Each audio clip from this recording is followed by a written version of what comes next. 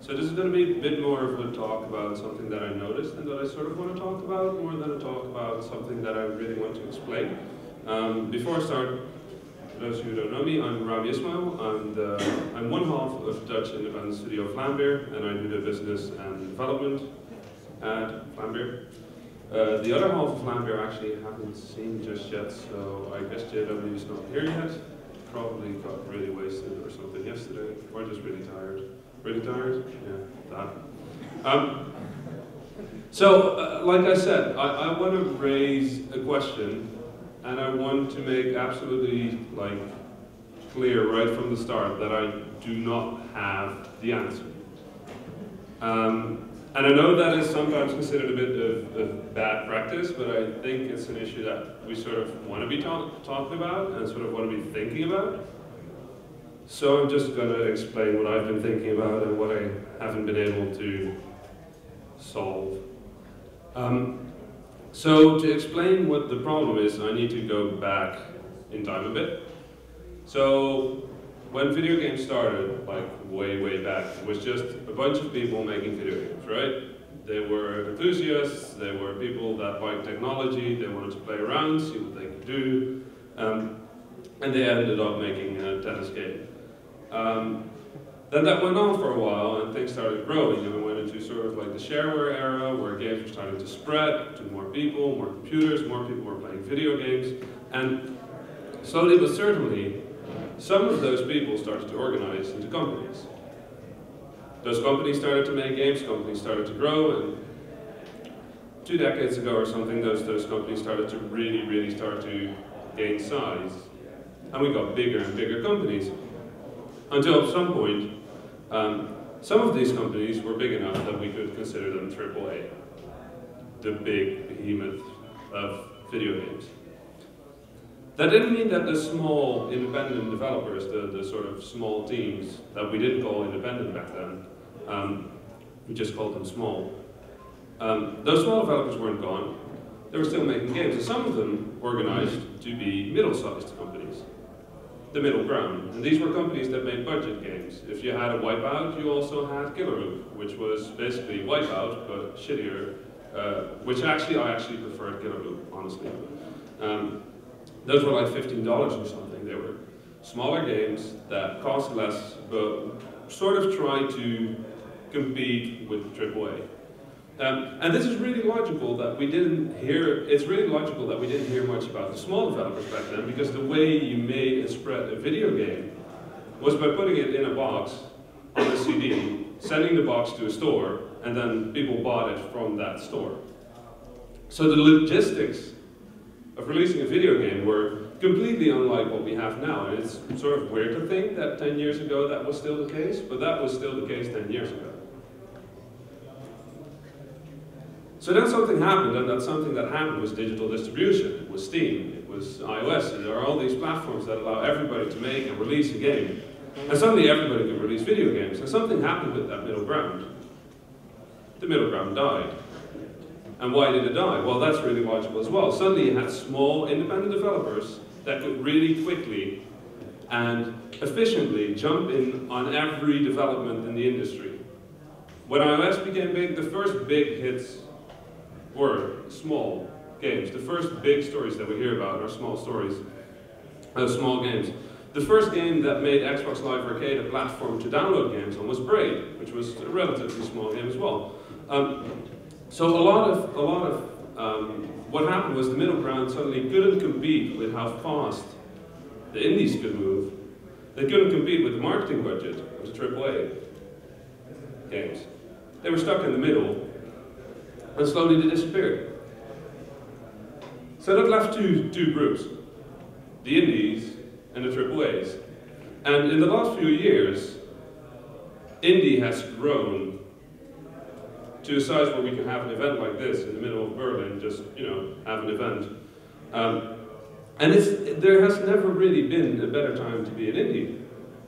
Because nowadays, we don't have to struggle as much as we would have had to 5 years ago to get on any of these platforms. If you want to be on Steam, you can make a game and get it on Steam. If you doubt that, well, we've done it. And a bunch of people here have done it, so it's definitely possible. I see some people there that have done it. So it's possible. You can release a game on iOS. You can release a game on PlayStation. Sony's reaching out to indies, Vita, Xbox Live Arcade, and a little bit. Android, you can release a game on there. BlackBerry, you can release a game. I don't know why, but you can do it. And there is this huge community that we can ask for help, that we can rely on. There are events being organized. You have things that started small to help each other out, like the Humble Bundle, or the Mega Booth, or even an event like this where we all meet up and come together and talk about things we think about, and things we made, and things we want to make, and cooperation start here, people work together on projects. We have all this stuff to support us while we make the video games we want to make. And that's great, right? It's amazing. If I want to reach out to Sony, Sony has an entire team dedicated to finding good indie games to put on PlayStation Vita, iOS. If you have a good game, a great game for iOS, you can find somebody who can put you in touch with somebody at iOS that can help you out getting more attention. And that's at first, when I thought about that, I thought this is the best time for indie. It has never been better.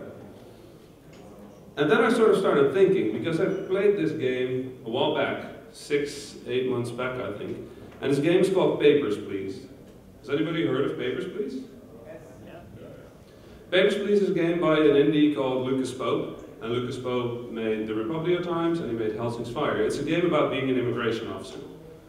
So you're in a fictional country, and you have to check somebody's passport and their visa and their immigration forms, and then you check whether there are mistakes in them, and if there are mistakes in them, you get a big stamp and you deny the entrance to the country, the person goes away again. Or if everything's good, you allow them into the country, you can detain them, you can do all sorts of stuff with them. And I thought it was such a nice, clever little game. And I started thinking, okay, you know, I would like to help out. Like, see if I can do something, you know, maybe put him in touch with somebody, maybe like help him out with some press stuff. So I sent him an email.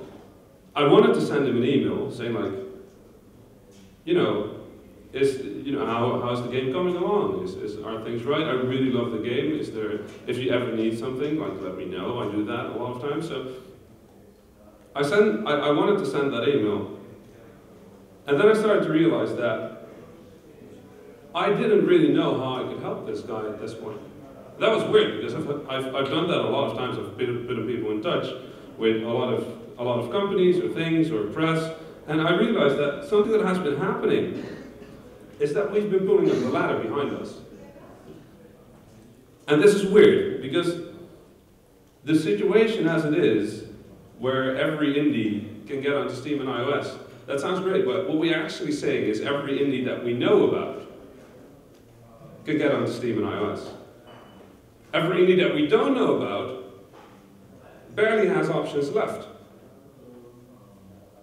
And that is weird, because what's been happening is they've been outsourcing curation. It's more democratic than it has ever been before. We have Greenlight, which sounds like the ultimate indie thing, right? This is great. Like, you put a game out and then people vote for it. But if you think about it, it's not great, because it's a popularity contest. And if you're a small starting indie developer, you're not going to win a popularity contest about, I don't know who's on there right now. I mean, what is it, Euro Truck Simulator?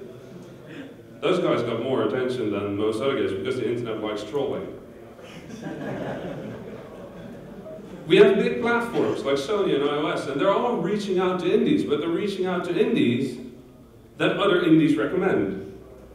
So if I like a game and I tell Apple that I like that game, they will look at that game. But they don't need to reach out themselves anymore. They don't need to search for good games anymore, because they've got a network of hundreds of indie developers that do that for them.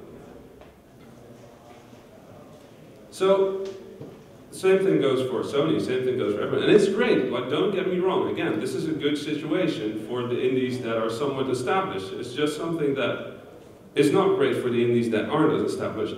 And then the curation thing, I mean, you would think that if you have a network of hundreds of indies searching for good games to show to these companies, that would be okay as well. But there is a problem, and that is that these companies, these people that curate those games for those other platforms, have a stake in these platforms.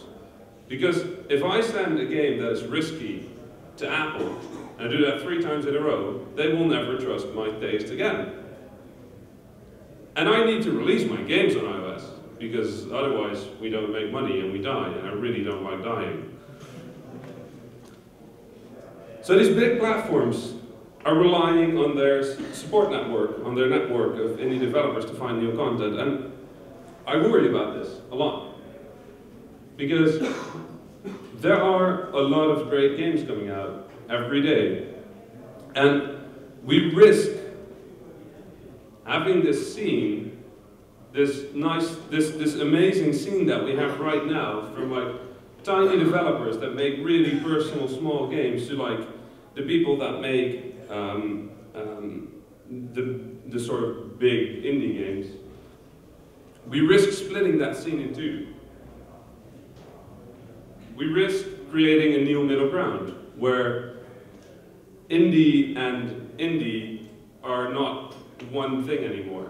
And with that we lose diversity. And the diversity is one of the things that makes indie what it is right now. It's one of the things that makes indie as amazing as it is right now, where somebody small and new can work with somebody who's well established, and somebody who's well established can work with somebody completely new. And this is something we can probably stop. Like, this happened before in other mediums, but other mediums didn't have this, didn't have the internet, didn't have the reach that we have. Like, what is it, 30 years since video games like really started getting organized? We have opportunities that no other medium had, and we must have something that we can do to keep this thing together, because the community is important, this diversity is important, and there are a lot of initiatives that sort of want to take care of this and try to take care of this. You have Terry's Free Indie Games website that tries to spotlight interesting, new, free games, and you've got on Venus Patrol, you've got Dom 2D, who does like his weekly Tick Source roundups. I try to do some stuff with like the Mega Booth, which I sort of help organize, where I have like this sort of curated area where I can show interesting games. But still, these are things from people that tend to make video games themselves and thus have a certain set of stakes. So I don't really know what to do here, but I do want to sort of throw it at you and maybe hope that any of you has an idea or a thought or an initiative that they could start to do something about this, because I think it's an issue. And I don't know if you think it's an issue, but in any case, it's worth thinking about what we can do to make sure that these small games that nobody might have heard about, that might be one of the best games that you'll ever play, don't get lost because we've unintentionally been putting up the ladder. And in the meanwhile, please make video games. Thank you.